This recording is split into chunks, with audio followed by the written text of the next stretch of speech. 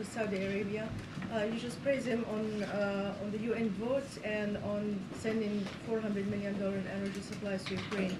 How does it fit in the general strategy, or the review rather, that the White House said they will take in the aftermath of the OPEC Plus decision?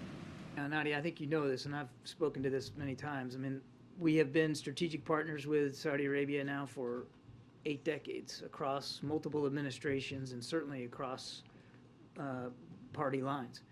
And there's been ups and downs in this relationship. We've been very candid about that as well. But this announcement yesterday in Kyiv of $400 million in support, largely to help Ukraine recover from the energy attacks on their infrastructure, is an important one. And again, we were glad to see it. The other things that we've been happy to see in recent months is a truce now in Yemen that's on its 10th month. Been consistent.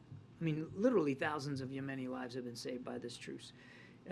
By moving forward on a regional defense architecture with Saudi Arabia to help, not only help Saudi Arabia defend itself against attacks, and they still come under attack, but also to help us by helping them in protecting the 70-some-odd thousand Americans, both military and civilian, who live in Saudi Arabia.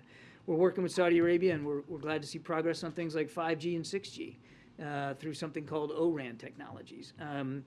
And obviously, coming on the heels of the president's trip, we're working to continuing to work to see if we can improve integration of Israel throughout the region. And I think now that you remind me that announcement over the weekend from Oman that they are now going to allow overflight of their airspace to and from Israel, that also is significant progress that we've seen here, and that is a direct result of the president's engagement on that trip over last summer to the region. So look, I've been very consistent. I'll say it again today. We are focused on making sure that this, like all other bilateral relationships, serves the interests of the American people first and foremost. That's where the president's head is, and that's what we're focused on here. We're focused on moving this forward, and we believe that the announcement, again, over the weekend by Saudi Arabia is a step in the right direction.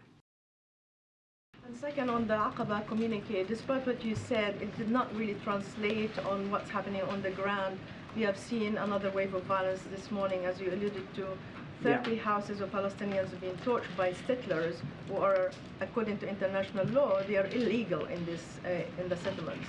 Well, our position on settlements stays consistent. I mean, nothing's changed about that. We view the expansion of settlements as an obstacle to peace. We've been very clear about that. And as I said in my opening statement, the violence we saw over the weekend is just another example of why it's important that we get both sides together to work on ways to de-escalate. So the Aqaba communique, while I understand the point of the question, it happened over the same weekend that there was violence, but that had happened is still a good sign, at least a step that both sides are willing to work to de-escalate it. And you saw very swiftly coming out of the Israeli side, condemning Israeli citizens who were, as I said in my opening statement, taking the law into their own hands. That was their law in their own hands. That was not an insignificant statement on their part. Well, my question is about Prime Minister Netanyahu, who said he will continue with the settlement activities.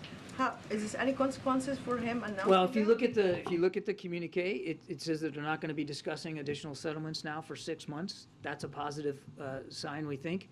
And again, we've been very clear with the Prime Minister and the new government about our position on settlements. Obstacle to peace, we want to see a viable two-state solution. We don't believe that additional settlements work to that end.